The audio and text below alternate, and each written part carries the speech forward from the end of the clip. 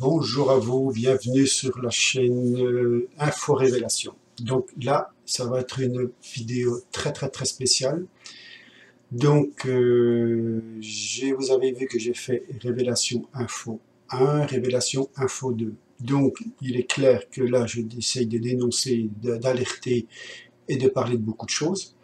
Donc, j'ai fait déjà ces deux premières vidéos pour apporter ces informations, mon ressenti, mais il faut savoir aujourd'hui que dans cette vidéo, je vais témoigner de quelque chose de très important, parce que je suis quelqu'un qui est croyant, je suis chrétien, on va dire chrétien, bon, je vais vous expliquer que le terme chrétien n'est pas très bien utilisé, mais vous allez comprendre. À travers cette crise mondiale qui s'installe, toutes ces choses qui se sont révélées aujourd'hui, que les gens du monde, que les gens religieux, que les croyants, vous voyez se manifester, c'est quelque chose qui est prévu depuis un certain temps, c'est des choses qui doivent arriver. Je vais essayer d'être le plus clair possible dans cette vidéo, donc je vais déjà me présenter. Donc je suis Patrick Lupillard pour ceux qui me connaissent, mais ceux qui ne me connaissent pas, donc j'habite dans un petit village dans l'est de la France. J'ai créé donc un blog qui s'appelle Chrétien la Nouvelle Alliance, que maintenant je vais vous mettre le lien sous cette vidéo pour que vous puissiez faire connaissance de mon parcours dans la révélation chrétienne, on va dire. Je vous expliquerai pourquoi je ne veux plus employer le mot chrétien par la suite. Donc, je vais vous mettre aussi ma page YouTube, comme ça vous verrez aussi mon travail, mon parcours. Qu'est-ce qui m'a amené aussi à parler de ces choses du monde aujourd'hui, de cette crise, de tout ce qui se passe? Parce que donc, toutes ces choses, il faut que vous le sachiez, c'est biblique. C'est biblique, il se passe des choses, il y a un monde de ténèbres, il y a un monde de lumière, et ça, il va falloir que vous le compreniez. Aujourd'hui, je me révèle à vous à travers cette vidéo qui s'appelle Info Révélation. Maintenant, je m'adresse à tout le monde. C'est vrai qu'à un moment donné, je travaillais en collaboration, on va dire, avec des alerteurs pour alerter ce qui se passe, pour essayer de réveiller le peuple, pour essayer de réveiller le monde. À ma petite hauteur, hein, je ne prétends pas être un grand alerteur, mais simplement un travail de cœur. Donc, ce que je vais faire à travers cette vidéo, c'est que je vais vous envoyer un travail que j'ai reçu, que j'ai eu des informations pour vous expliquer vraiment la situation. Vous allez écouter des choses, vous allez voir des choses, ça va vous surprendre, mais il va falloir comprendre qu'il y a dans ce monde donc un monde religieux, vous le savez. Bon, les athées, ça, vous avez c'est votre marche, c'est votre droit, on va dire. Et il y a un monde religieux. Il y a un monde religieux façonné par les hommes, avec tout à travers l'histoire de l'humanité, avec ses hauts et ses bas, qui nous ont amenés aujourd'hui à être ce que nous sommes. Voilà, ça, de toute façon, vous allez le retrouver dans mon travail, dans mon parcours, de ce que j'ai fait sur les blogs et sur ma page YouTube. Je précise aussi que j'ai créé Chrétien de la Nouvelle Alliance sur Odyssée, parce que j'ai subi aussi beaucoup de censure. Je vous mettrai tous les liens, ne vous inquiétez pas. Donc il faut bien comprendre qu'il y a donc une marche religieuse, mais il y a aussi une marche spirituelle sur la Terre. Et donc, c'est à ce niveau-là que je me suis permis d'essayer d'apporter une vérité pour pas trop blesser ou trop choquer les gens. Mais vous allez écouter quelqu'un, juste après mon témoignage, vous allez écouter quelqu'un qui va essayer déjà de vous apporter déjà quelques lumières. Ensuite, je vais continuer dans cette vidéo, essayer de vous montrer un petit peu la position de l'église religieuse et de cette église, de l'église de Jésus, il faut dire ce qu'il faut. Maintenant, je me dévoile, hein. Maintenant, je vous dis, je suis quelqu'un de croyant, ça fait depuis 1998 que je lis la Bible, et que j'ai compris que nous vivons dans un monde complètement fou, complètement à côté de la plaque par rapport à notre Créateur, par rapport à Dieu. Et donc, vous les personnes qui sont athées, qui ne veulent pas croire à ceci, à travers ce travail que je fais derrière ces vidéos maintenant que je vais faire sur Info Révélation, je vais vous apporter une preuve que Dieu existe et que Jésus-Christ existe. Et donc, tout ce qui arrive, ce sont les conséquences de notre désobéissance dans le monde, de l'humanité, nous laissons ce monde de ténèbres, qui est Satan, qui est le diable, hein, pour citer un nom, qui nous amène à corrompre une bonne partie de la population mondiale afin d'arriver à des exterminations, à des guerres, à des conflits, à de l'esclavagisme, enfin toutes sortes de choses qui commencent à être vraiment vues. Maintenant, ils ne se cachent plus, tout est là, il y a vraiment des pièges, il faut comprendre. Et le rôle du chrétien, le rôle aussi de ceux qui se sont appuyés sur Dieu, sur Jésus-Christ, on doit alerter et réveiller. Et c'est pour ça que je fais ce travail. C'est pour ça qu'on reçoit aussi des vérités à travers la Bible, à travers la parole. Vous allez voir dans un autre témoignage, il y a des personnes qui disent qu'il y a des hommes qui commencent à se réveiller, appuyer sur des médecins, appuyer sur des scientifiques, tout ça. Ça, c'est le monde qui se réveille, mais ils n'arriveront jamais à arriver au but pour réveiller un peuple. Il y a besoin aussi de cette vérité spirituelle, et cette vérité que le Seigneur, notre Créateur, de Dieu, nous donne à certains pour pouvoir apporter une réelle vérité, que vous puissiez ouvrir les yeux dans quel monde nous sommes actuellement, dans le résultat de cette abomination, comme vous allez l'entendre dans cette vidéo. Nous avons atteint un summum où le monde va s'écrouler, le monde va partir dans un chaos, et c'est les conséquences de la désobéissance. Et ça fait que des hommes ont tellement pris une soif, une gloire dans la possession, que ce soit au niveau de l'argent, du pouvoir contrôle politique avec les armées, la médecine, tout ça. Maintenant, il est urgent que, de toute façon, nous allons aller droit dans le mur, ça c'est clair, les conséquences sont là. Il y a des partis qui se battent d'un côté ou d'un autre pour pouvoir essayer d'avoir le contrôle du monde, mais nous, le peuple, on va subir d'une manière ou d'une autre. Donc aujourd'hui, ce que je voudrais essayer de vous apporter, c'est que, en me révélant à vous, en tant que croyant en Jésus-Christ et en notre Seigneur, notre Dieu, le Créateur, je sais que ça va surprendre, ça va choquer, ça va faire rigoler, ça m'est égal, mais il est grand temps d'ouvrir notre cœur, notre esprit, notre compréhension à ce qui se passe, parce que tout est écrit dans la Bible. Si vous lisez Apocalypse, qui veut dire révélation, vous allez comprendre beaucoup de choses de ce qui se passe. Donc maintenant, aujourd'hui, mon cri, c'est de vous alerter que des choses vont arriver et qui vont amener beaucoup de personnes à la perdition. Donc, il va y avoir des conflits, il va y avoir des révolutions, il va y avoir plein de choses qui vont amener que beaucoup ne seront pas sauvés. Il y aura même des croyants qui chuteront. Et ça, il est grand temps de se réveiller là-dessus. Il y a un énorme piège qui se met en place sur le monde et il est temps, comme je me répète, de se réveiller. Donc, ce que je vous conseille, c'est aussi de vous trouver une Bible, de la lire individuellement. Le but, ce n'est pas de recréer de nouveaux groupes, d'assemblées, de dénominations, parce que le monde en a assez fait aujourd'hui, le monde est assez divisé. Les catholiques, les protestants, les évangéliques, tout le monde, plus personne se supporte et c'est un piège. Et voilà. Aujourd'hui, nous devons nous retrouver en tant qu'enfants de Dieu, on appelle ça enfants de Dieu. Je vous dis, hein, vous comprendrez tout ce que je dis quand vous irez sur ma page, sur la page YouTube Chrétien la Nouvelle Alliance. Le lien sera sous cette vidéo, où il y a mon blog Chrétien la Nouvelle Alliance que je vais vous mettre aussi, et vous comprendrez tout ça. Donc ça, c'est pour ceux qui veulent vraiment chercher une vérité spirituelle, et vous comprendrez de quoi je parle là. Si d'autres veulent continuer à marcher dans le monde, ils sont libres, c'est leur choix. Et donc, vous continuerez à écouter ces informations que je reprends, parce que je voudrais vous alerter que beaucoup d'alerteurs se manifestent et ils disent vraiment la vérité, disent vraiment de belles choses, hein, des choses qui sont vraies, qui nous montrent dans quel système nous vivons, mais certains commencent à partir, à amener le peuple dans des positions style satonisation, d'aller dans les trucs d'esprit, il faut aller voir la lumière, et voilà. Donc là, il y a un énorme piège, et là, ce que je vous recommande, c'est que sur mon blog ou sur ma page YouTube, il y a une série de vidéos qui s'appelle la réalité cachée du monde actuel. Et ça va vous apporter aussi beaucoup d'informations. Le lien sera sur la vidéo aussi, il n'y a pas de souci. Donc, je vais continuer à faire cette série pour vous apporter des informations de ce qui se passe réellement derrière cette censure médiatique, bien sûr, hein, parce qu'il faut savoir qu'en France et dans beaucoup de pays, il y a une censure médiatique. On ne vous montre pas réellement ce qui se passe dans le monde, sur la France et ces choses-là. Mais je vais maintenant m'appuyer sur mon parcours de foi pour vous apporter aussi une vérité qui est aujourd'hui qu'on arrive à un temps où Dieu a donné un certain temps à l'humanité pour se racheter, pour se repentir de tout ce qu'il a fait. Et nous avons atteint cette limite. Et maintenant, le monde va être livré, donc comme on dit dans le nouvel ordre mondial, va être livré à une puissance maléfique qui va être de plus en plus expressive sur ce monde.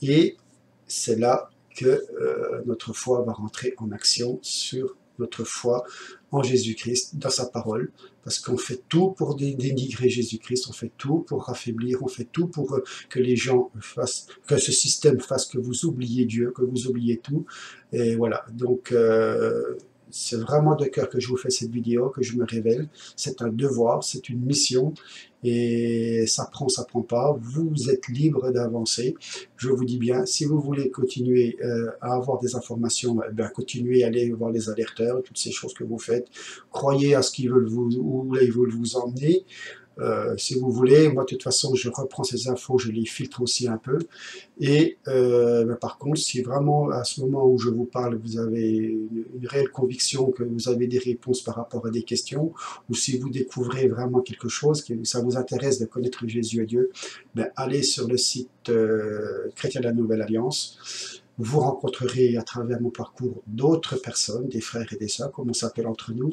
qui vous apporteront aussi d'autres vérités, d'autres révélations.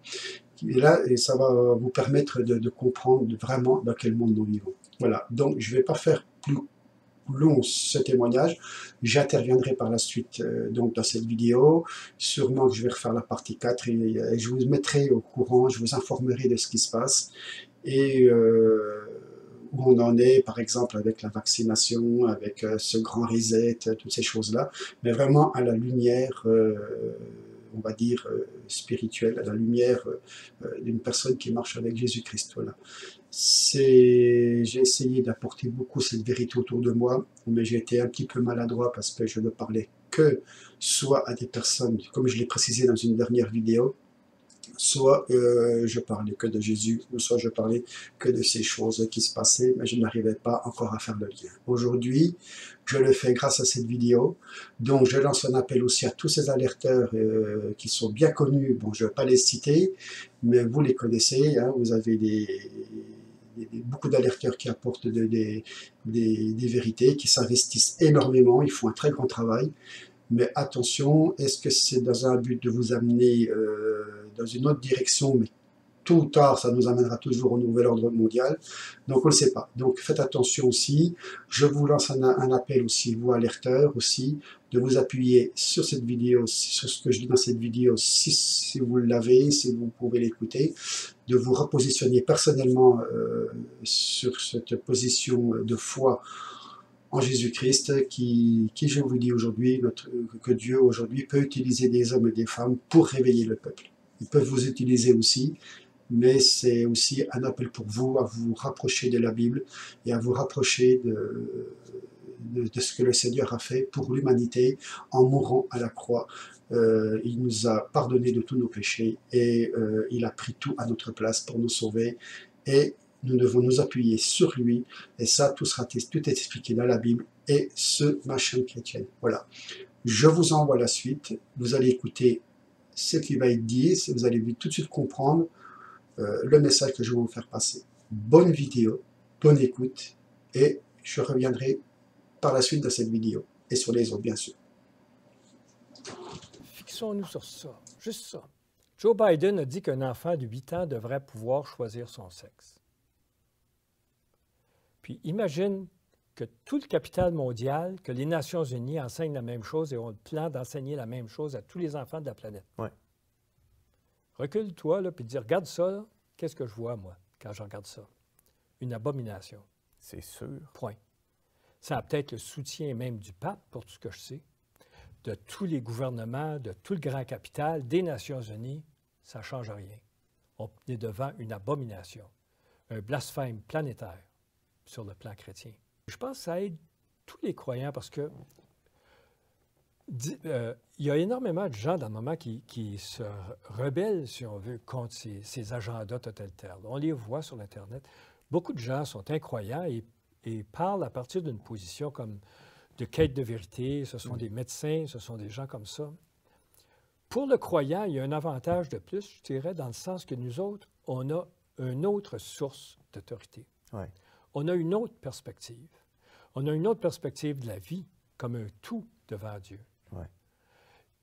Et ça nous aide à prendre un certain recul. Ça nous aide à comprendre, et avec l'enseignement biblique, c'est clair que ce qui est proposé n'est pas chrétien. Mhm. Juste sur le plan de la doctrine, ça ne l'est pas. Alors, on a une façon, une capacité d'interpréter et de comprendre. On a comme un instrument pour voir, bon, qu'est-ce qu'il y a là? Tu sais, On a un baromètre. Un baromètre, si on veut. Un instrument de mesure qui permet de juger ce qui est proposé. Puis là, en partant, de dire toutes les religions sont équivalentes. Non, ce n'est pas chrétien, ça. Ce n'est pas tout équivalent. Il y a un Fils unique de Dieu. Alors, pour une personne qui provient d'une expérience, d'incroyance dans le moment, puis qui se débat, d'accord, il est capable de se débattre un peu de ce côté-là, mais il ne détient pas une forme d'enseignement, une autorité alternative qui va permettre de résister à ça de façon beaucoup plus claire. Il ne possède pas autant de... D'ailleurs, on voit que c'est beaucoup des chrétiens présentement qui se rebellent. Les sites chrétiens, les sites Internet, les nouvelles, qui ne sont pas capables d'accepter ça. Est-ce que les chrétiens font assez? Non. Mon Dieu, non. Non, mais ça fait tellement d'années là, que la vie est facile pour les chrétiens, que tout est facile. Les chrétiens ont perdu la capacité de résister. Ils ont perdu la capacité de vivre dans un... On prend pour acquis depuis tant d'années que notre gouvernement est généralement sympathique. Le Canada, il y a 50 ans, c'est un pays officiellement chrétien. Mhm. La devise du Canada, c'est un psaume. Ouais. Ça provient d'un psaume. OK? Ouais. Puis là, maintenant, c'est tellement autre. Ouais.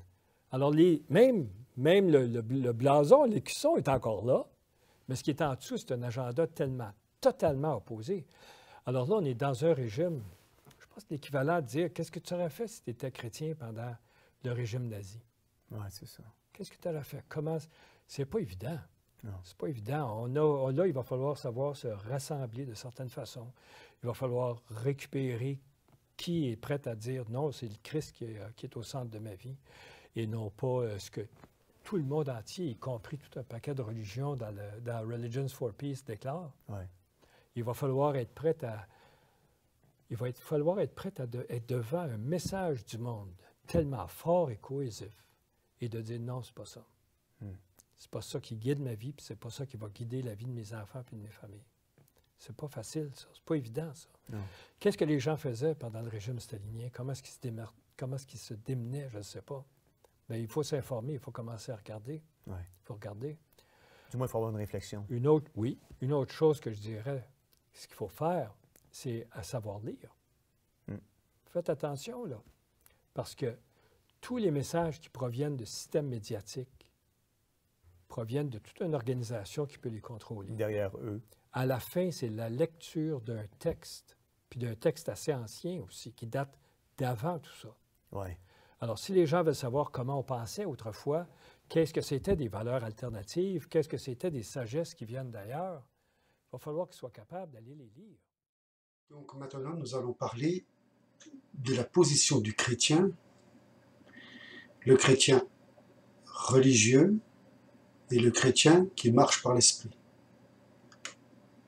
Donc maintenant, je vais vous envoyer une vidéo, donc un travail d'une personne que certains connaissent, et donc vous allez comprendre qu'ici, il faut bien faire la différence entre la position d'un chrétien, et je ne permets pas de m'appeler chrétien ou d'appeler chrétien, parce que quand nous marchons avec Christ, nous marchons par l'esprit.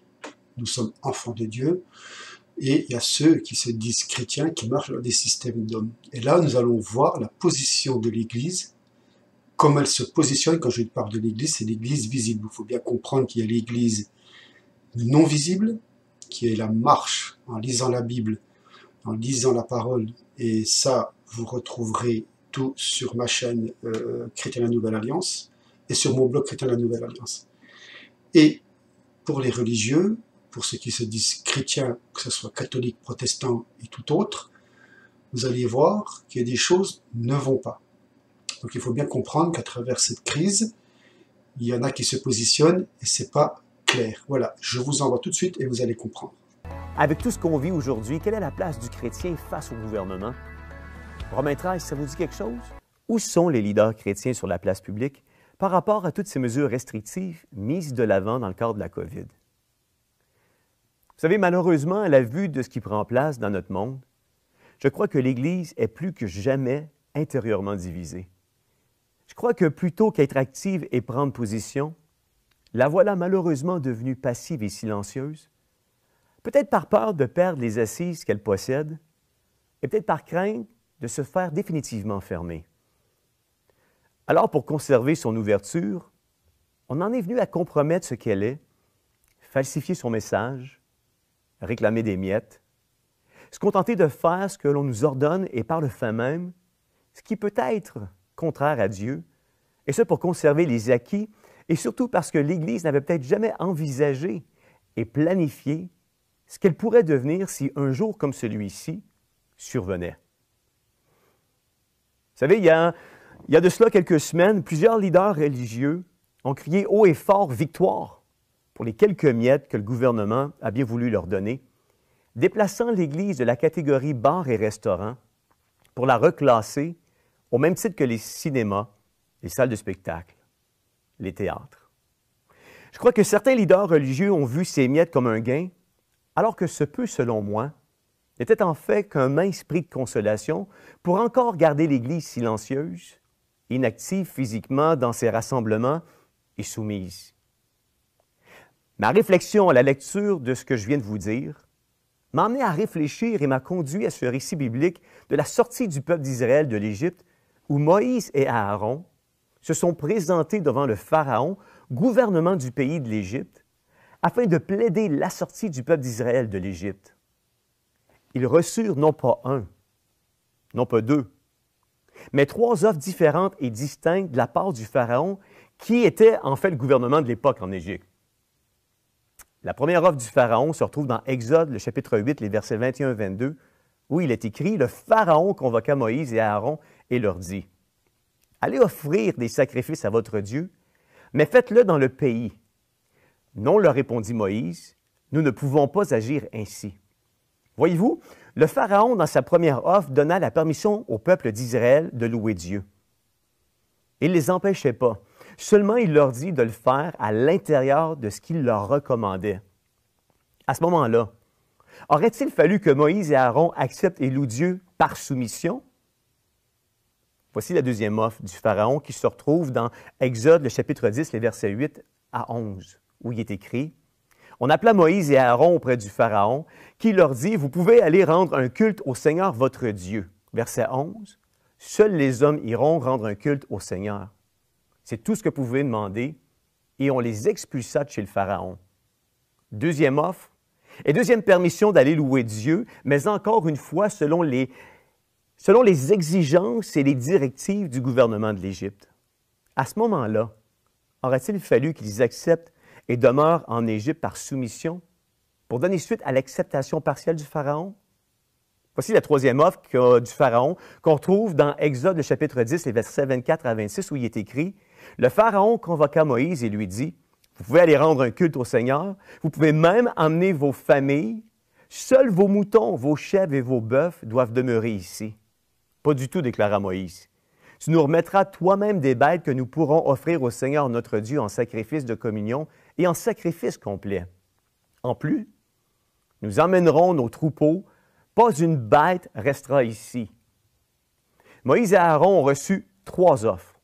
3 offres qui leur permettaient quand même d'aller louer Dieu. 3 offres qui, à la lumière de ce que nous voyons aujourd'hui dans le cadre de cette pseudo-pandémie, auraient certainement été considérées par la majorité de nos leaders chrétiens.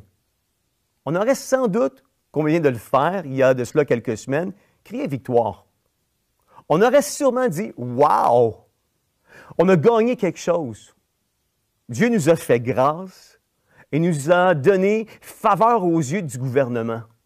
Vous savez, Moïse et Aaron auraient pu aussi dire « Wow! » Ils auraient pu dire, ça y est, le Pharaon a entendu raison, puis a permis maintenant que nous puissions aller louer Dieu. Ils auraient pu voir à travers cette situation une réponse à leurs prières et à leurs revendications. Ils auraient pu dire maintenant qu'il nous a donné ce que nous revendiquions, soumettons-nous à lui et continuons de tout notre cœur à le servir. Les trois offres semblaient alléchantes et répondaient en partie à leurs demandes, mais Moïse et Aaron les ont refusés les trois. Pourquoi? Écoutez-moi bien. Parce que derrière chacune d'entre elles, derrière chacune des offres, se cachait une portion et une forme de compromis face à ce que Dieu avait déclaré. Je vais vous le répéter, parce que derrière chacune d'entre elles se cachait une portion et une forme de compromis face à ce que Dieu avait déclaré. Pour eux, il n'était pas question d'accepter rien d'autre et rien de moins qu'une liberté complète et totale.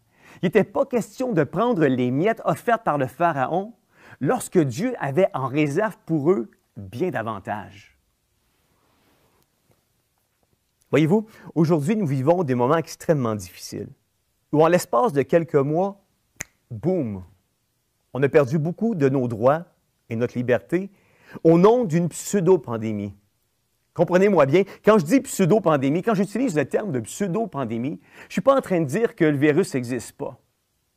Mais sans vouloir choquer personne, je suis simplement en train de vous exprimer puis vous dire que certainement un virus qui est réellement très virulent et bien réel, mais qui est loin d'être au stade que les médias tentent de nous le faire croire.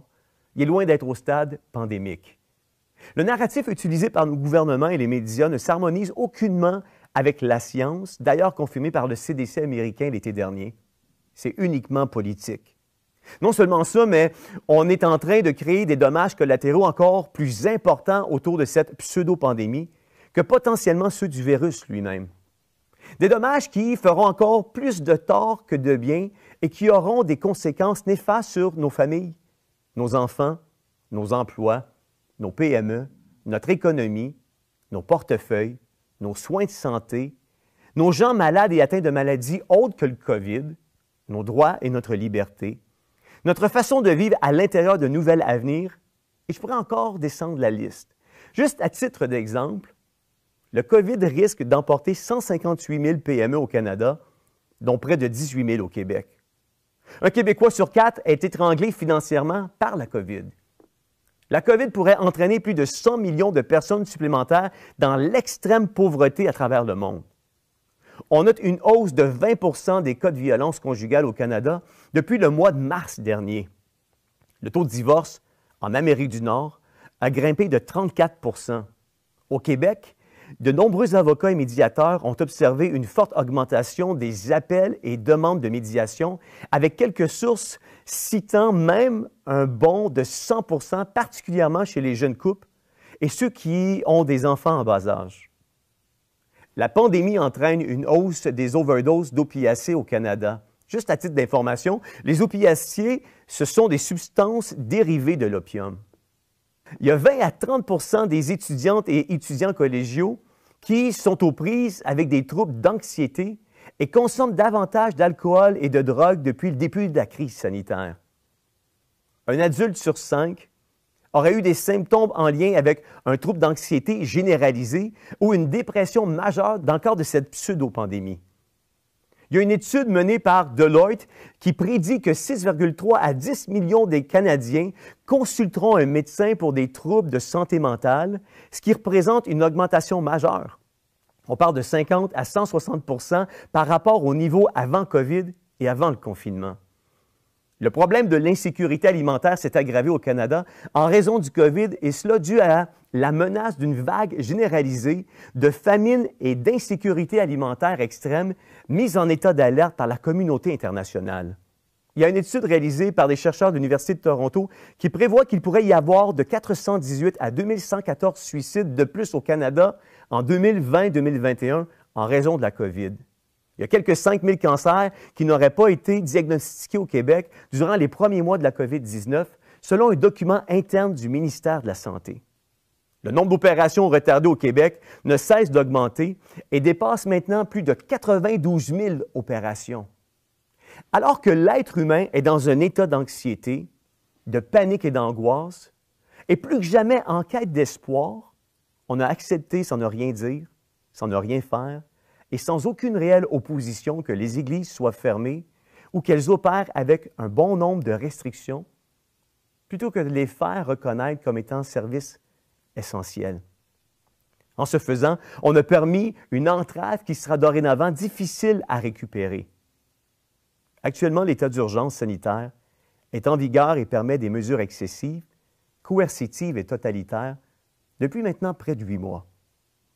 Cette loi a été renouvelée de manière abusive depuis le 13 mars avec 0 débat, 0 vote par l'Assemblée nationale, 0 recommandation écrite, 0 évaluation des risques et, comme on vient de le voir, avec beaucoup de dommages collatéraux et ce, sans aucune raison valable scientifiquement, alors que cette loi est censée d'être en vigueur pour une période maximale de 10 jours, à moins qu'elle ne soit renouvelée pour d'autres périodes maximales de 10 jours ou avec l'assentiment de l'Assemblée nationale pour des périodes maximales de 30 jours.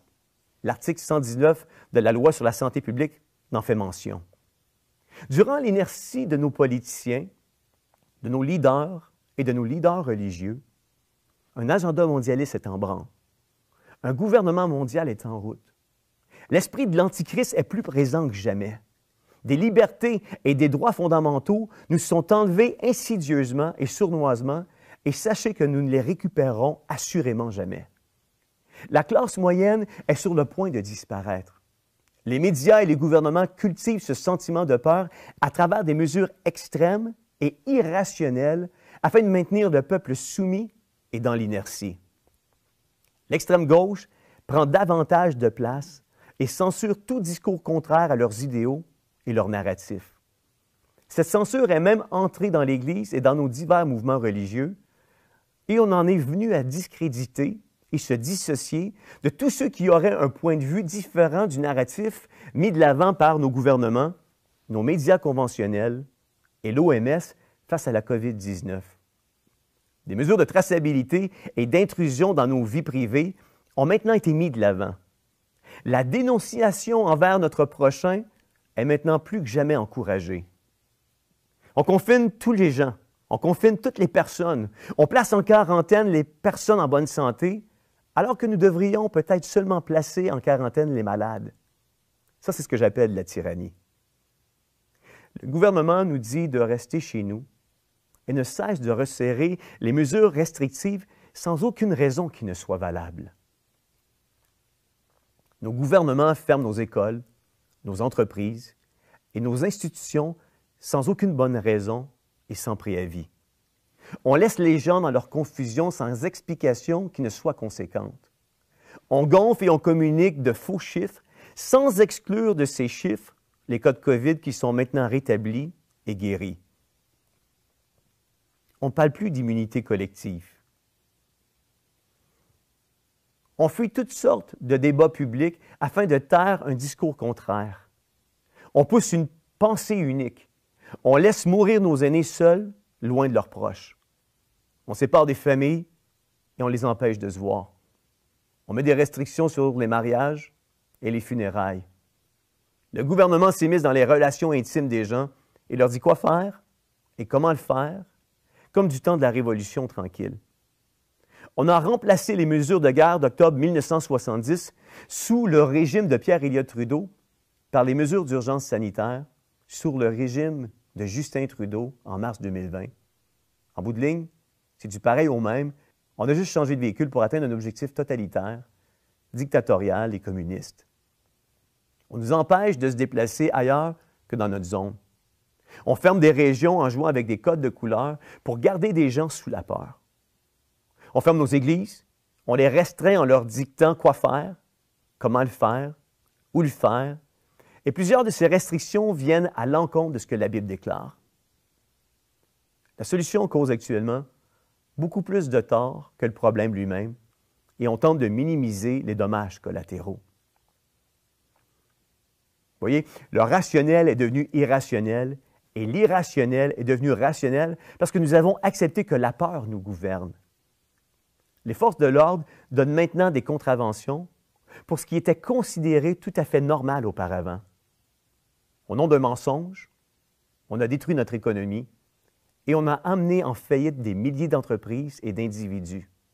Soudainement, la COVID a éradiqué toute autre cause de mortalité et on en est venu à lui attacher plus d'importance que toute autre forme de maladie.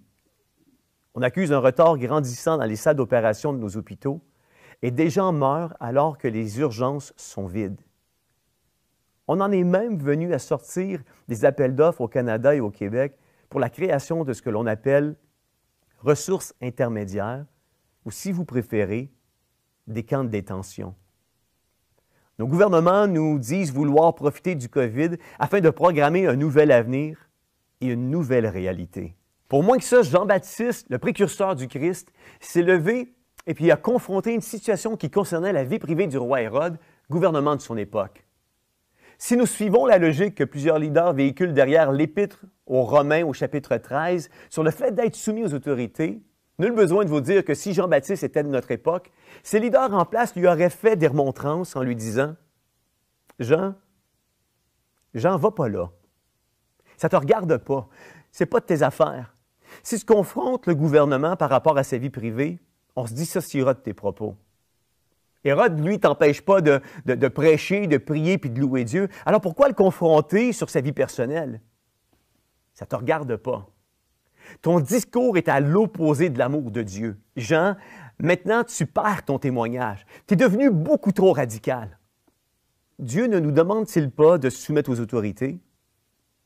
Jean-Baptiste a confronté le roi Hérode et voici ce qu'il lui a dit en Marc 6, 18. « Hérode, il ne t'est pas permis de prendre la femme de ton frère. » Voyez-vous, la voix de Jean-Baptiste en était une préparant le chemin à la venue sur terre de Jésus-Christ.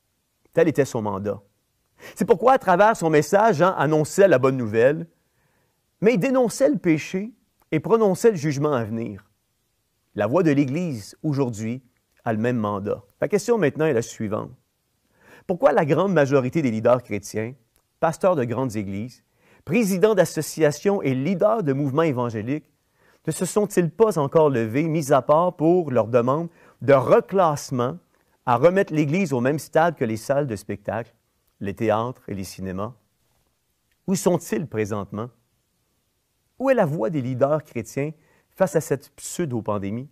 Où est la voix des leaders chrétiens par rapport à cette crise sanitaire? Où sont les leaders chrétiens par rapport aux droits de nos enfants? Où sont-ils? Où sont les leaders chrétiens par rapport à la dignité humaine? Où sont les leaders chrétiens par rapport au respect de nos aînés qu'on laisse mourir dans nos CHSLD? Proverbe 31, versets 8-9, ne dit-il pas « Toi, tu dois parler pour ceux qui n'ont pas la parole. Tu dois prendre la défense de ceux qu'on abandonne. Parle, juge avec justice, défends les malheureux et les pauvres. » Où sont aujourd'hui les leaders chrétiens prêchant un message vrai, un message authentique et sans compromis? Où sont les leaders chrétiens se souciant davantage de ce que Dieu pense d'eux que de ce que les hommes pensent d'eux? Où sont les leaders chrétiens qui osent croire, qui continuent de croire et qui sauront prendre des décisions impopulaires, même dans l'adversité? Où sont les leaders chrétiens qui sauront prendre position pour le nom de Christ, même lorsque nous tentons insidieusement de nous en empêcher? Où sont les leaders qui cesseront de tenter de faire de Jésus un message populaire, alors que c'est un message qui, dans notre ère moderne, en est un à contre-courant lorsque l'on expose l'entièreté de sa parole? Oui, ses bénéfices, mais aussi l'implication requise de tous les chrétiens et le coût à payer pour suivre Christ. Parce qu'il y a un coût à le suivre, et non pas seulement des bénéfices. Sujet dont on n'entend plus parler aujourd'hui, et ce qui est le plus triste, c'est qu'il y a une génération complète et entière qui actuellement et qui n'ont jamais entendu parler du retour de Jésus, qui est en fait l'espérance du chrétien. Où sont les leaders chrétiens qui annoncent, oui, la bonne nouvelle du message de Jésus et de son amour, mais qui aussi oseront dénoncer le péché et prononcer qu'il y a un jugement qui s'en vient? L'amour de Dieu ne fait pas abstraction de sa justice ni de son châtiment. Je suis un père. J'aime mes enfants. Mes enfants connaissent mon amour, mais ils connaissent aussi la justice de papa. Il n'y a pas de justice sans amour. Il n'y a pas d'amour sans justice. En tant que leader chrétien, nous avons un mandat, et ce mandat n'est pas seulement de raconter de belles histoires, d'être un conférencier, un motivateur de foule ou encore gérer une église comme on gère une entreprise, mais il y en est un d'avertir le peuple en exposant et en prêchant l'entièreté de la parole de Dieu. On n'est pas là pour faire de l'Église une salle de spectacle et créer une forme de showbiz chrétien. Nous sommes là pour être le sel de la terre, nous sommes là pour être la lumière du monde et former des disciples. Où sont les Jean-Baptistes? Où sont les pasteurs, les leaders chrétiens? Où sont ceux qui réaliseront pour qu'une vie soit influencée, il faut que la tienne goûte quelque chose. Il faut que la tienne goûte différent. Nous sommes là comme des sentinelles et nous avons ce devoir d'avertir son peuple des temps dans lesquels nous sommes et ce que ces temps comportent. La Bible déclare dans Ézéchiel, le chapitre 33, les versets 6 à 8, « Si la sentinelle voit venir l'épée et ne sonne pas de la trompette, si le peuple n'est pas averti que l'épée vienne à enlever à quelqu'un la vie, celui-ci périra à cause de son iniquité, mais je redemanderai son sang à la sentinelle. Et toi, fils de l'homme, je t'ai établi comme sentinelle sur la maison d'Israël. Tu dois écouter la parole qui sort de ma bouche et les avertir de ma part. Quand je dis au méchant, méchant, tu mourras, si tu ne parles pas pour détourner le méchant de sa voie, ce méchant mourra dans son iniquité et je te redemanderai son sang. » Avant la COVID, nous vivions à l'intérieur d'un système que nous reconnaissions être un système démocratique. Malheureusement, ce système est en chute libre et il s'effondre sous nos yeux pour faire place à un système marxiste, totalitaire et même communiste, et nous ne faisons rien. Nous nous contentons d'être spectateurs et de ne rien faire, et cela sous un faux motif religieux, un faux enseignement. On en est venu à laisser le gouvernement violer notre liberté.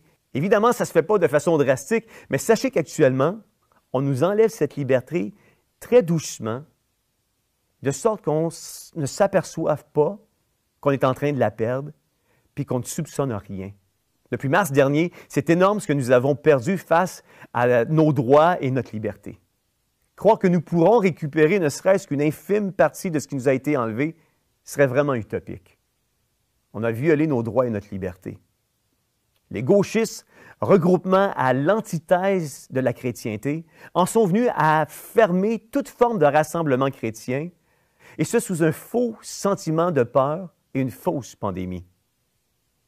Que ces rassemblements soient à l'église ou dans les maisons, on a accepté d'être isolés et nous n'avons rien dit, nous n'avons rien fait, si ce n'est que d'avoir peur de la peur d'une pseudo-pandémie, en accordant à cette peur plus d'importance qu'à ce que la Bible déclare face à la maladie, alors que scientifiquement, rien ne justifiait un tel confinement. Je crois que ces leaders chrétiens qui, plutôt que de poser des questions, s'informer, valider les informations qui nous étaient et qui continuent de nous être communiquées au quotidien, ont accepté le narratif du gouvernement et des médias traditionnels sans faire leur propre recherche sur le sujet, préférant accepter le discours populaire afin de conserver un certain statut aux yeux du gouvernement, plutôt que de prendre position en faveur de ce que la Bible déclare. Vous savez, pour justifier nos agissements, nos excuses et nos comportements, on en est venu à citer hors contexte Romains 13, déclarant que l'apôtre Paul nous sommes d'être soumis aux autorités. Maintenant, regardons ensemble ce que stipule et déclare Romains 13, 1 à 5. Chacun doit obéir aux autorités placées au-dessus de nous. En effet, toute autorité vient de Dieu, et c'est Dieu qui donne leur place à celles qui existent. Alors, si quelqu'un lutte contre les autorités, il lutte contre l'ordre voulu par Dieu, et ceux qui refusent de leur obéir seront condamnés. Quand on fait le bien, on ne doit pas avoir peur des autorités officielles, mais on doit avoir peur d'elles quand on fait le mal. Tu ne veux pas avoir peur des autorités, alors fais le bien et tu recevras leurs félicitations. J'aimerais juste attirer votre attention ici quelques instants. Un des problèmes aujourd'hui, c'est que les autorités en place récompensent le mal et punissent le bien. On continue au verset 4. Oui, les autorités sont au service de Dieu pour te conduire au bien. Mais si tu fais le mal, tu dois avoir peur, car les autorités ont le pouvoir de te punir, et ce n'est pas pour rien. Quand les autorités punissent, elles sont au service de Dieu. Elles montrent la colère de Dieu contre celui qui fait le mal. Voici quelques-unes de mes questions pour vous. Dois-je obéir au gouvernement? La réponse est oui. Dois-je encourager la désobéissance civile et la confrontation? La réponse est non. Dois-je obéir aux autorités aveuglément lorsque le gouvernement ne semble pas raisonnable? Et ce qu'il demande va à l'encontre de ce que la Bible déclare? La réponse est non. Laissez-moi pousser la réflexion un peu plus loin. Comment les autorités qui sont soi-disant au service de Dieu peuvent me conduire au bien quand le discours chrétien en est un qui, aujourd'hui, est diamétralement opposé à nos politiciens et la gauche progressiste actuellement en place? Comment les autorités qui sont soi-disant au service de Dieu peuvent me conduire au bien quand aujourd'hui ces derniers récompensent le mal et punissent le bien? Comment les autorités qui sont soi-disant au service de Dieu peuvent me conduire au bien quand ceux-ci déclarent bien ce qui est mal et mal ce qui est bien? D'ailleurs, la Bible dira en Ésaïe 5,20 « Malheur à ceux qui appellent le mal bien et le bien mal, qui changent les ténèbres en lumière et la lumière en ténèbres, qui changent l'amertume en douceur et la douceur en amertume. » Le verset 23 « Malheur à ceux qui justifient le coupable pour un présent et enlèvent aux innocents leurs droits. » Il semble que ce passage des Écritures est assez clair. Comment les autorités qui sont soi-disant au service de Dieu peuvent me conduire au bien quand eux-mêmes censurent toute pensée contraire à leurs idéaux et poussent une pensée unique contraire à la pensée de Dieu? Comment les autorités qui sont soi-disant au service de Dieu peuvent me conduire au bien quand eux-mêmes ont sorti le Christ de nos écoles et de nos institutions, poussant une idéologie contraire à ce que la Bible enseigne? Comment les autorités qui sont soi-disant au service de Dieu peuvent me conduire au bien quand eux-mêmes ont une philosophie qui vient à l'encontre de Dieu par rapport à l'Église, à la politique, au mariage traditionnel, à la famille, à l'éducation des enfants, à la promotion de la vie, et ce, de la conception à la mort? Comment les autorités qui sont soi-disant au service de Dieu peuvent me conduire au bien quand eux-mêmes endoctrinent nos enfants à l'école face à leur sexualité, rendant disponibles des lois facilitant un changement de sexe à l'âge de 14 ans sans le consentement de leurs parents? Comment les autorités qui sont soi-disant au service de Dieu peuvent me conduire au bien quand eux-mêmes sont devenus les outils du diable dans l'établissement d'un gouvernement mondial, d'une monnaie mondiale, d'un plan de mondialisation préparant le terrain à la persécution des chrétiens et à l'accentuation du mal et la promotion de l'esprit de l'Antichrist? Le verset 5 nous dit, de Romains 13, « C'est pourquoi il faut obéir non seulement pour éviter la colère de Dieu, mais encore parce que notre conscience le demande. » Ma question maintenant pour vous est la suivante. Se pourrait-il que ma conscience ne me demande pas d'obéir quand c'est devenu contraire à ce que Dieu déclare à travers sa parole? Eh bien, la réponse est oui. Voyez-vous, le mot « conscience » ici dans le grec signifie l'âme qui distingue entre ce qui est moralement bon ou mauvais, commandant l'un et condamnant l'autre. Donc, à la vue de ce qui se passe, en accord avec sa parole, ma conscience peut soit me commander de me soumettre aux autorités, ou elle peut m'emmener à condamner ce qui n'est pas aligné avec la parole de Dieu. Plusieurs leaders et pasteurs en sont venus à utiliser Romains 13 à toutes les sauces pour justifier une soumission inconditionnelle face à un asservissement qui est bien réel. Voyez-vous, je ne crois pas que Dieu nous demande de se soumettre inconditionnellement aux autorités. Dieu donne toujours un cadre à la soumission. Par exemple, il dira dans Éphésiens au chapitre 5, le verset 22, « Femmes, soyez soumises à vos maris », mais immédiatement après, il va rajouter au verset 25, « Marie, aimez vos femmes comme Christ a aimé l'Église et s'est livré pour elle. » Vous voyez, on voit qu'il y a un cadre à la soumission. Femmes, soyez soumises à vos maris, mais immédiatement après, Marie, aimez vos femmes et soyez prêtes à mourir pour elles comme Christ a aimé l'Église et est mort pour elle.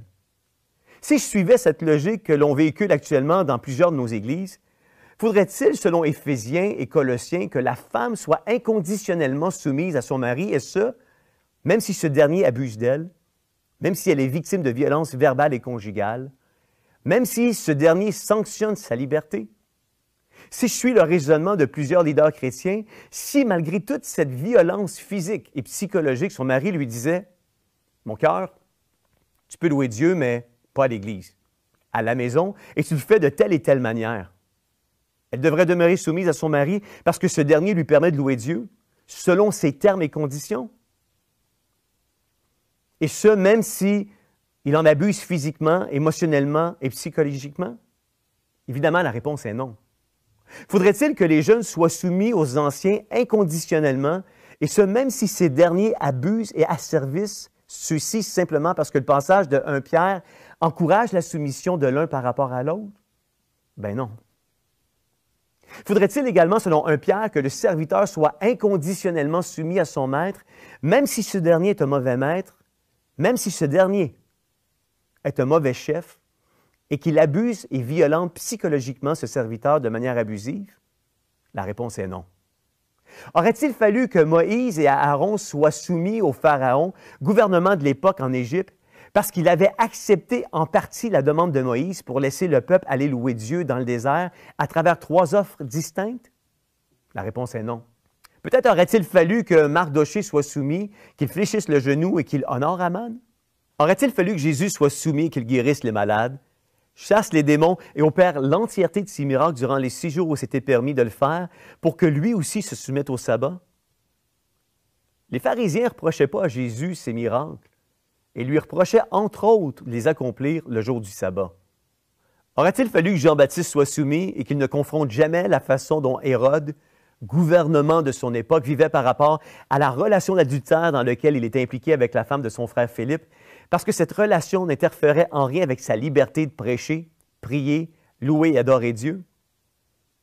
Aurait-il fallu, comme le récit nous en témoigne dans l'Évangile de Jean au chapitre 4, que Jésus ne parle pas à la femme samaritaine et qu'il ne lui demande pas à boire parce qu'à l'époque, il était interdit pour les Juifs d'avoir des relations avec les Samaritains?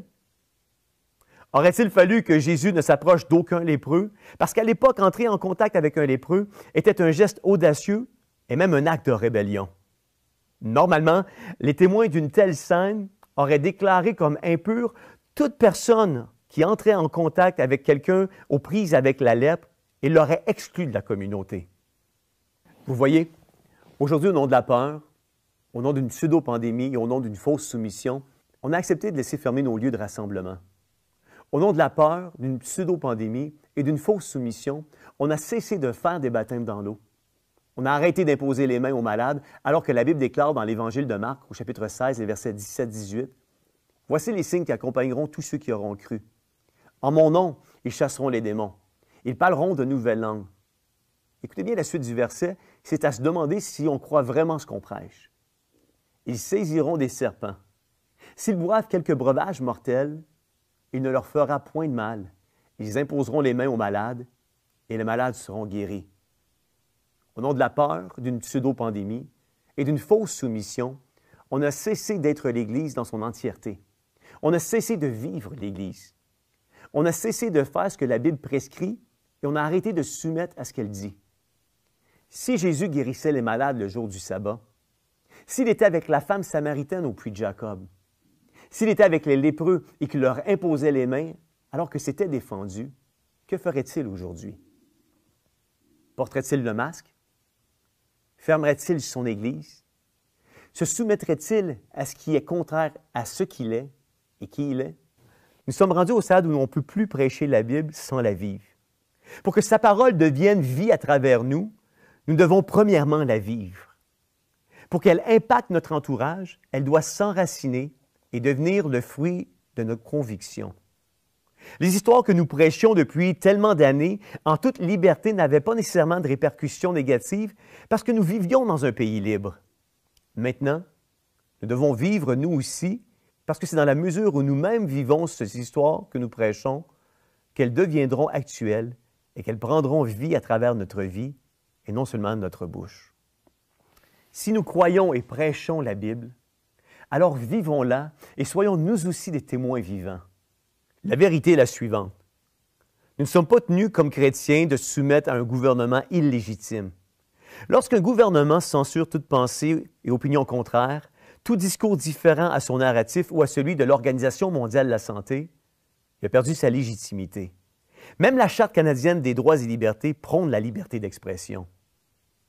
Lorsqu'un gouvernement exerce une pression et une censure dans les médias afin de faire la promotion de ses idéaux, il ne respecte pas la liberté de la presse et des autres moyens de communication. Il a perdu sa légitimité. Même la Charte canadienne des droits et libertés prône la liberté de penser. Lorsque le gouvernement ferme les églises, alors que l'on garde ouvertes les cliniques d'avortement, la Société des alcools du Québec, la Société québécoise du cannabis, les magasins à grande surface, il a perdu sa légitimité. Même la Charte canadienne des droits et libertés prône la liberté de religion. David a écrit dans le livre des Psaumes au chapitre 2, les versets 1 à 3, « Les nations s'agitent, mais pourquoi? Les peuples complotent, mais ce n'est pour rien. Les rois de la terre, les gouvernements de la terre, se préparent au combat. Les princes ou encore les gouvernements se concertent contre le Seigneur et contre le roi qui l'a consacré. » Verset 3. « Rompons les liens qu'ils nous imposent, disent-ils, rejetons leur domination. » Je crois que dans les temps de la fin dans lesquels nous sommes, Dieu est premièrement en train de secouer son Église. Et il le fait dans le but de séparer le vrai du faux, l'ivraie du blé, le bien du mal, les vierges sages des vierges folles. Je crois que deux clans sont en train de se distinguer et se former, soit l'Église de l'État et l'Église du Seigneur Jésus-Christ.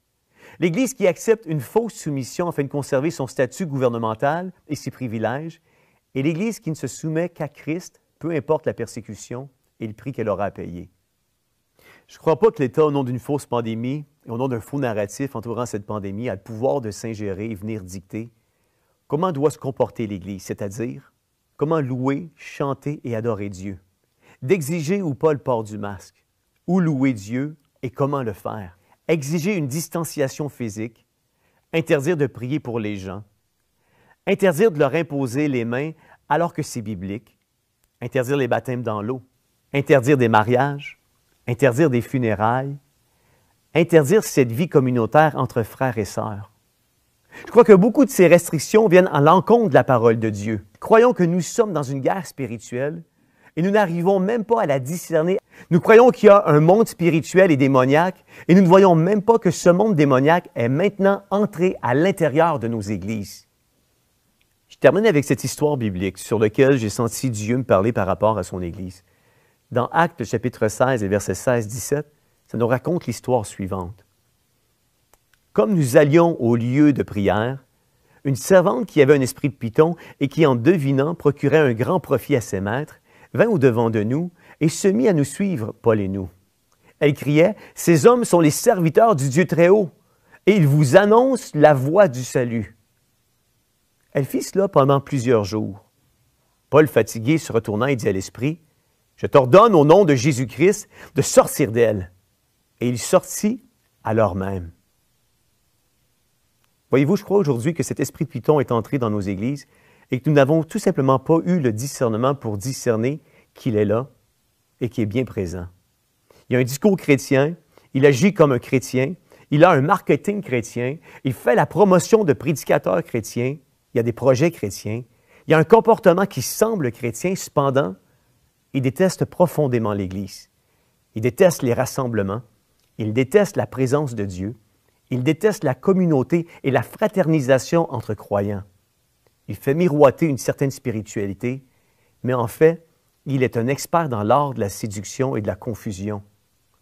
Il excuse tout asservissement et ingérence du gouvernement par rapport aux mesures coercitives et totalitaires mises de l'avant face à l'Église, sous prétexte que l'on peut encore louer Dieu, prêcher sa parole, prier, mais sans que l'Église s'en aperçoive, tel un python.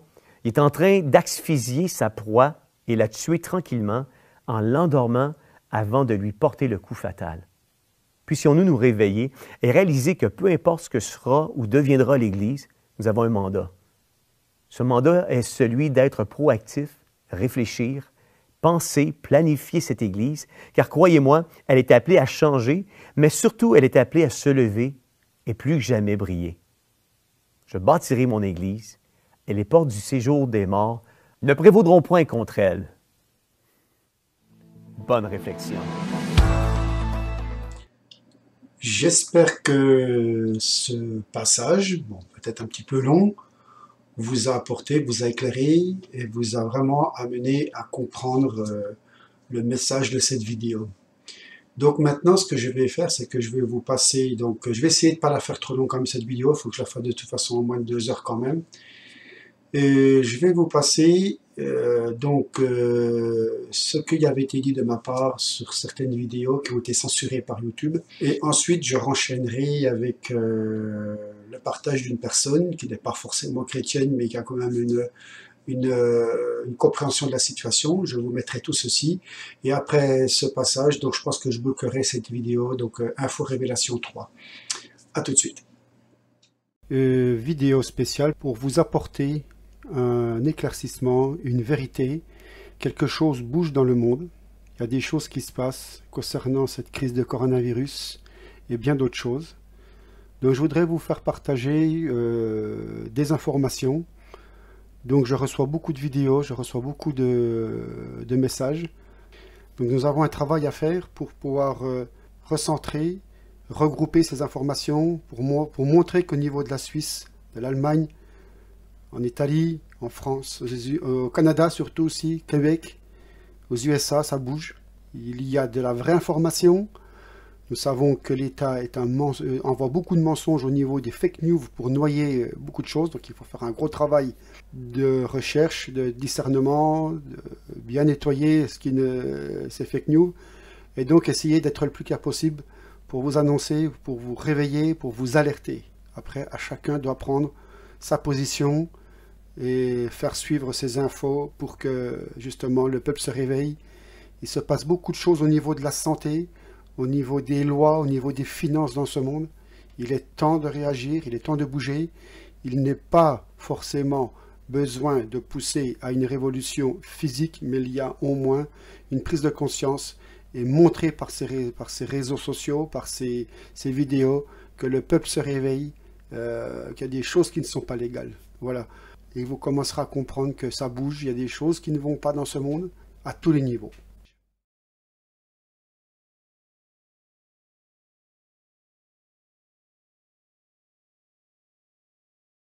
Bonjour à tous. Liberté, égalité, fraternité.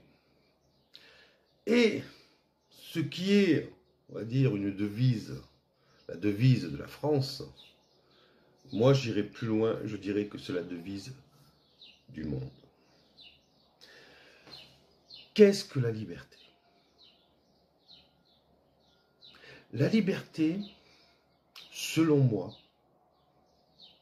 et vous avez le droit de ne pas être d'accord, parce que je vous rappelle que la tolérance, c'est accepter également les autres points de vue. Mais pour moi, la liberté, la définition de la liberté, c'est de faire ce que bon nous semble, dans la mesure où nous n'empiétons pas dans, dans la mesure où cette liberté n'atteint pas celle d'autrui. Pour moi, c'est ça la liberté. Égalité. Qu'est-ce que l'égalité? Nous naissons tous égaux, quelle que soit notre origine, quel que soit le pays, quelle que soit notre condition sociale. Nous sommes tous égaux, à la naissance et devant la mort, ou le passage. Fraternité. Qu'est-ce que la fraternité? La fraternité, c'est simplement la solidarité.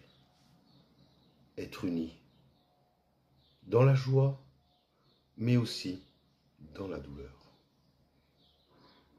Ces trois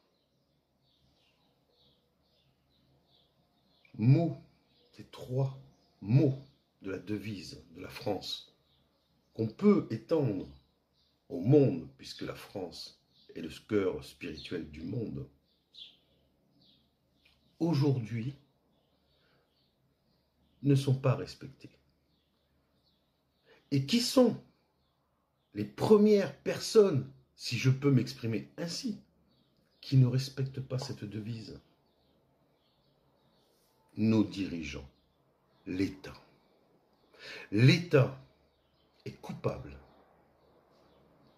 de nos différences, de tout ce qui est inégalité, est coupable de toutes les tensions sociales qui existe en France.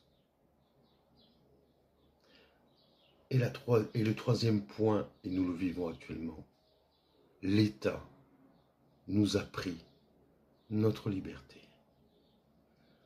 Quand est-ce qu'on va voir les véritables coupables de la situation actuelle, d'un virus qui n'a jamais existé,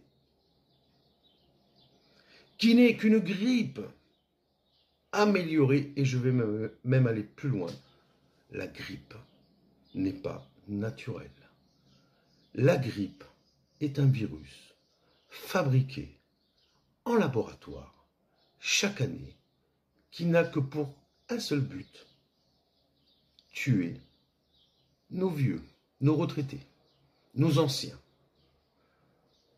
Je le dis, je persiste et je signe, nous sommes gouvernés par des criminels. Mais ce qui est important, ce n'est pas tellement ce que je dis, mais ce que nous devons faire. Il est hors de question de se soulever comme notre révolution française, qui n'est pas une révolution, qui est simplement un changement de système par un autre. On nous a fait croire que nous allons aller vers une démocratie. Il n'y a jamais eu de démocratie. On nous fait croire que le vote peut changer les choses. Il n'y a qu'un seul parti. Les élites contre le peuple. On nous fait croire à la télé, notamment par nos chères marionnettes politiques, que le populisme, c'est le mal. Et moi, je dis que le populisme, c'est le nouveau monde. Qui sont ces élites corrompues qui se font passer pour des blanches colombes et qui sont responsables des maux MAUX de ce monde? J'ai posté une vidéo très importante sur cette chaîne hier qui s'appelle « Le système bancaire de A à Z », qui prouve une chose, que le gouvernement est responsable de notre esclavage, avec comme son complice la finance. Les solutions, elles existent. Il y en a déjà une. Sortir de l'Europe. Il faut casser ce bloc européen et retrouver l'esprit, l'identité, nation. Ce n'est pas du nationalisme que je suis en train de faire. Non, ce n'est pas du nationalisme. Mais l'Europe, ceux qui ont fondé l'Europe, et je l'ai dit dans une vidéo, parce que vous croyez que lors de la Deuxième Guerre mondiale, que le nazisme a été vaincu, et moi je vous dis que les nazis ont gagné la guerre. Ça vous surprend? Cherchez. Qui sont Monnet? Qui sont Schuman? Qui sont Ford?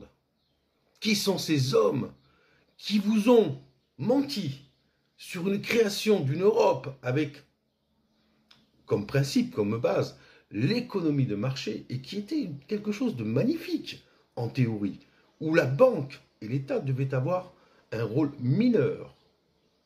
Et qu'est-ce que nous avons vu en 60 ans?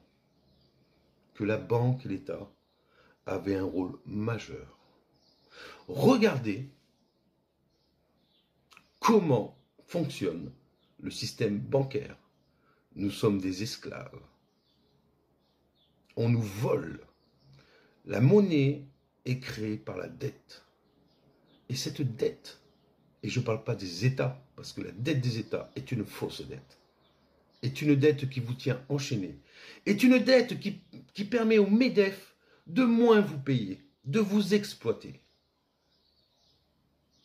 Cette dette nous a servi et pourtant ce n'est que du vent.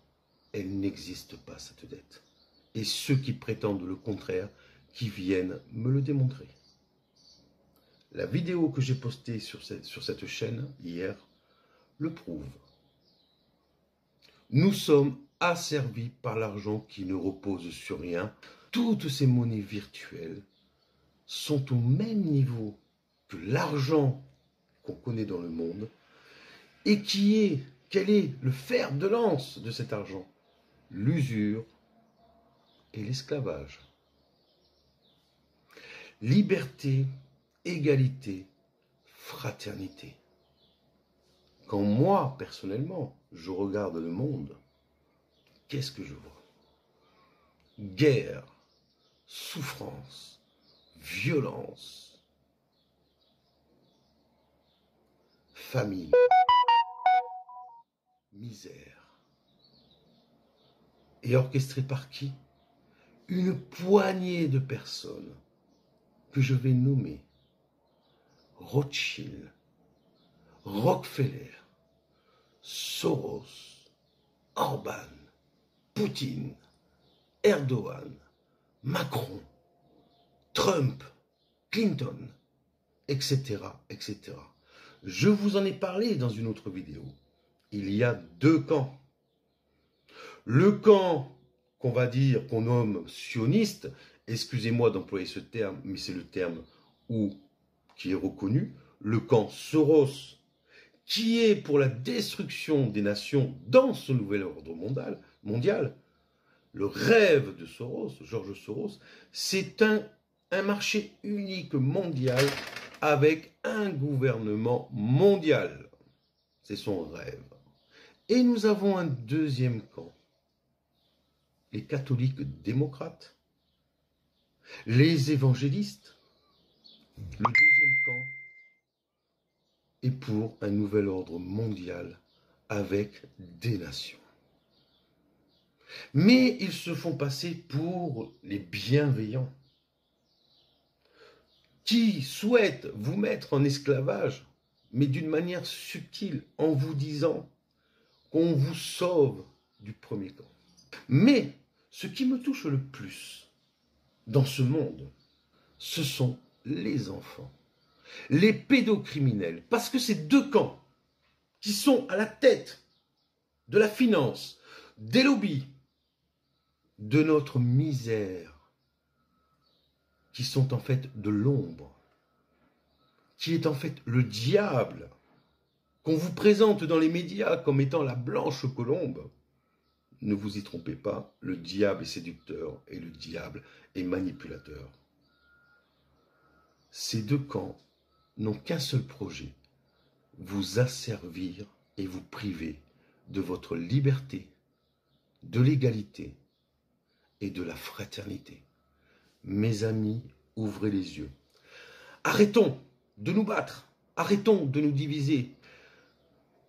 Ils nous divisent avec le racisme. Nous sommes tous issus de la même source, nous devons coexister. Et c'est ce que tous ces pantins qui dirigent le monde et qui tiennent la finance et qui tiennent tous nos envies et qui nous assènent au quotidien en nous disant que consommer, c'est être heureux. Ce sont ces responsables-là qui sont les responsables de la misère de ce monde. Arrêtons de nous diviser pour des questions raciales. Arrêtons de nous diviser, comme c'est le cas actuellement. Arrêtons d'opposer la police et le peuple. Quel est le rôle des forces de l'ordre? Il faut bien se poser la question. Protéger les citoyens, et j'ai fait partie des forces de l'ordre, je sais de quoi je parle, ou protéger l'État qui nous a servi. Mes amis les policiers, mes amis les gendarmes, et mes amis les militaires, il est temps, parce que vous connaissez la vérité, mais vous n'osez pas faire le premier pas. Il est temps de faire votre travail Et votre travail n'est pas de protéger ces criminels de l'État, c'est de protéger le peuple. C'est ça, les forces de l'ordre. Ce n'est pas de matraquer des pauvres innocents dans la rue. Si vous avez envie de matraquer, parce que, comme partout, il y a toujours des brebis galeuses, mais croyez-moi, quand on rentre dans ce métier, on ne rentre pas pour taper des gens. Ça, ceux qui le disent, c'est ceux qui entretiennent la haine. Mais nous retrouverons toujours des gens qui sont comme ça, parce que j'en ai vu.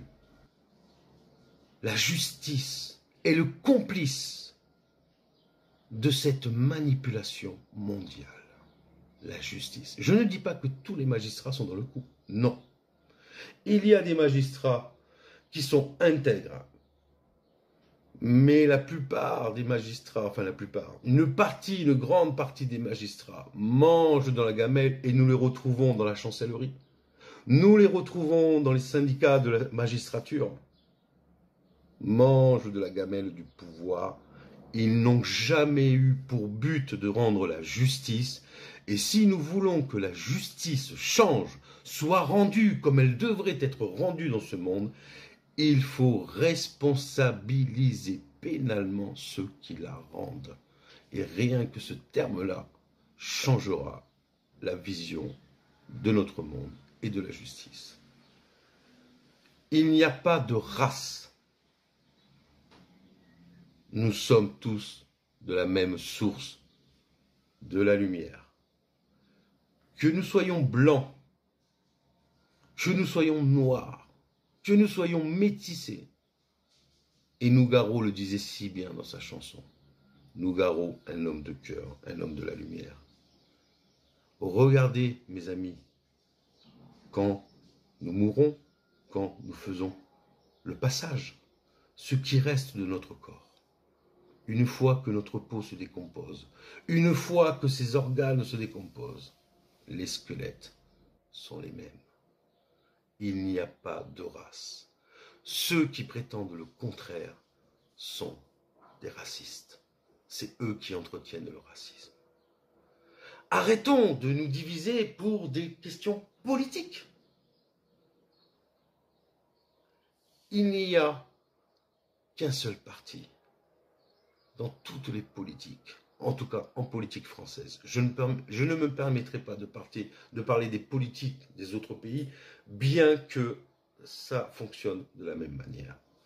Le seul parti qui existe, c'est les élites contre le peuple. Vous ne croyez pas?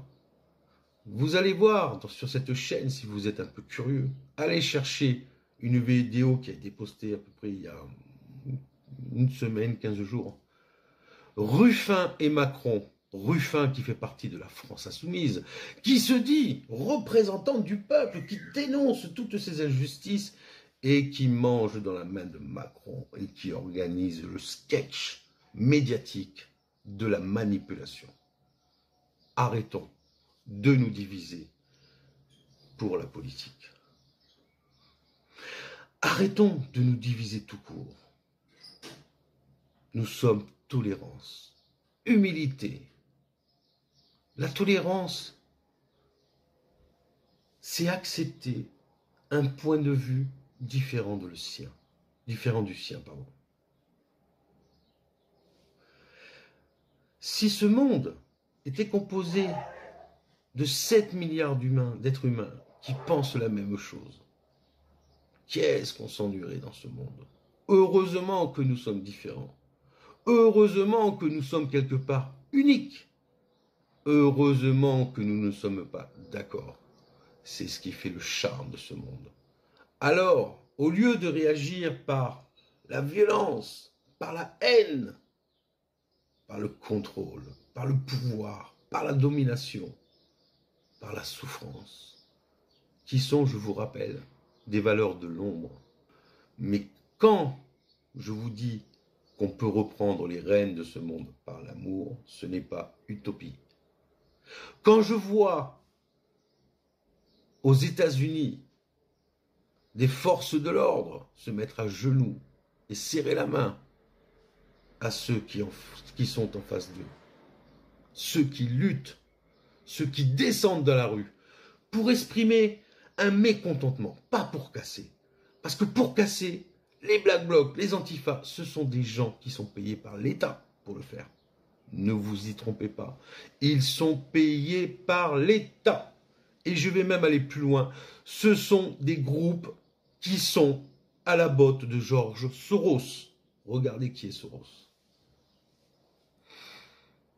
Et Macron, notre cher président marionnette, avec Brigitte, la momie, hein, Brigitte, celle-là, elle est plus étanche. Hein, on se demande comment elle peut, la professeure, qui a été la première, quelque part, pédophile de notre histoire.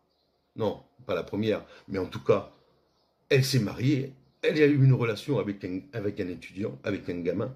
On vous le met devant et personne ne dit rien. Leur nouveau monde, c'est la pédophilie, c'est la perversion sexuelle, c'est la domination, c'est de nous enlever nos libertés. Macron, je te le dis, démissionne. Tu es terminé, tu es fini. Mais il n'y aura pas à ta place ni Marine Le Pen, ni tous les charlots qui se disent opposants. Le parti qui doit reprendre les mains de la France, les partis qui doivent reprendre les mains de ce monde, c'est le parti du cœur. Et ce parti du cœur, nous le retrouvons que chez les opprimés, que ceux qui souffrent. Mon combat, je vais vous l'expliquer. Pourquoi je fais des vidéos? C'est les enfants. Parce que les enfants sont les premières victimes de cette manipulation, de cet esclavagisme. On atteint par leur pureté, on salit leur pureté pour avoir plus de pouvoir, pour avoir plus de jouvence. Adrénochrome. Quand je prononce ce mot, ça fait trembler du monde. Les gens qui cachent la vérité, les adorateurs de Lucifer, les adorateurs du New Age, les adorateurs de la franc-maçonnerie qui ne prônent, alors je ne dis pas toutes les loges de francs-maçons, évidemment, mais je dis celles qui dirigent le monde, parce qu'on la retrouve partout, la franc-maçonnerie, ou les évangélistes, les catholiques démocrates. Quel est leur maître? Lucifer, Alice Bailey, le New Age. Et tout ce que je dis, je peux le prouver par mon expérience de vie. J'ai été officier de police judiciaire pendant des années et je peux prouver ce que je dis. La justice est la première institution française à ne pas respecter les lois. L'harmonie, de vivre avec notre environnement. La technologie n'est pas incompatible pour vivre avec notre environnement. Mais nous avons le libre arbitre. Et nous avons décidé quoi? De détruire, de tuer les espèces animales, de polluer nos eaux, de polluer l'air, de polluer la nourriture, d'inoculer par les vaccins tout un tas de poisons malfaisants qui ne fait que détruire l'être humain. Sanofi, vous êtes responsable des maladies. Je le dis, je persiste et je signe. Attaquez-moi et je prouverai que j'ai raison. Il est temps aujourd'hui d'avoir un élan d'éveil et de voir la grande réalité, ou plutôt la grande supercherie, illusion de ce monde dans lequel je ne me suis jamais reconnu. Ce monde que l'on vous présente n'existe pas. Ce monde n'est qu'une illusion, un tour de passe-passe par le diable pour vous faire croire que vous êtes au paradis et que si vous n'êtes pas un bon mouton, vous irez en enfer. Il est temps, mes amis, de mûrir. Il est temps de grandir. Il est temps de prendre de la hauteur. Et si nous devons nous unir, c'est au nom de la liberté, de l'égalité, de la fraternité. Et je rajouterai ceci, pour protéger nos enfants. Je crois que notre génération doit savoir que la bête de l'événement est là. Et elle arrive. Apocalypse de Jean, chapitre 13. Et il se tint sur le sable de la mer. Puis je vis monter de la mer une bête qui avait 10 cornes et 7 têtes. Et sur ses cornes 10 diadèmes. Et sur ses têtes des noms de blasphème. La bête que je vis était semblable à un léopard. Ses pieds étaient comme ceux d'un ours, et sa gueule comme une gueule de lion. Le dragon lui donna sa puissance, et son trône, et une grande autorité. Et je vis l'une de ses têtes comme blessée à mort. Mais sa blessure mortelle fut guérie, et toute la terre était dans l'admiration derrière la bête. Et ils adorèrent le dragon, parce qu'il avait donné l'autorité à la bête. Ils adorèrent la bête en disant « Qui est semblable à la bête? Et qui peut combattre contre elle ?» Et il lui fut donné une bouche qui proférait des paroles arrogantes et des blasphèmes. Et il lui fut donné le pouvoir d'agir pendant 42 mois. Et elle ouvrit sa bouche pour proférer des blasphèmes contre Dieu, pour blasphémer son nom et son tabernacle, et ceux qui habitent dans le ciel.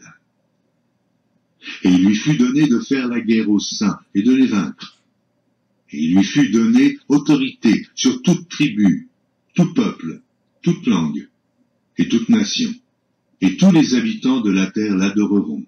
Ceux dont le nom n'a pas été écrit dès la fondation du monde dans le livre de vie de l'agneau qui a été immolé. Si quelqu'un a des oreilles, qu'il entende. Si quelqu'un mène en captivité, il ira en captivité. Si quelqu'un tue par l'épée, il faut qu'il soit tué par l'épée. C'est ici la persévérance et la foi des saints. Puis je vis monter de la terre une autre bête, qui avait 2 cornes, semblables à celles d'un agneau, et qui parlait comme un dragon. Elle exerçait toute l'autorité de la première bête en sa présence. Et elle faisait que la terre et ses habitants adoraient la première bête, dont la blessure mortelle avait été guérie. Elle opérait de grands prodiges, même jusqu'à faire descendre du feu du ciel sur la terre à la vue des hommes. Et elle séduisait les habitants de la terre, par les prodiges qui lui avaient été donnés d'opérer en présence de la bête, disant aux habitants de la terre de faire une image à la bête, qui avait la blessure de l'épée et qui vivait. Et il lui fut donné d'animer l'image de la bête, afin que l'image de la bête parlât, et qu'elle fit que tous ceux qui n'adoreraient pas l'image de la bête fussent tués. Et elle fit que tous, petits et grands, riches et pauvres, libres et esclaves, reçussent une marque sur leur main droite ou sur leur front, et que personne ne put acheter ni vendre, sans avoir la marque, le nom de la bête ou le nombre de son nom. C'est ici la sagesse. Que celui qui a de l'intelligence calcule le nombre de la bête, car c'est un nombre d'hommes, et son nombre est 666.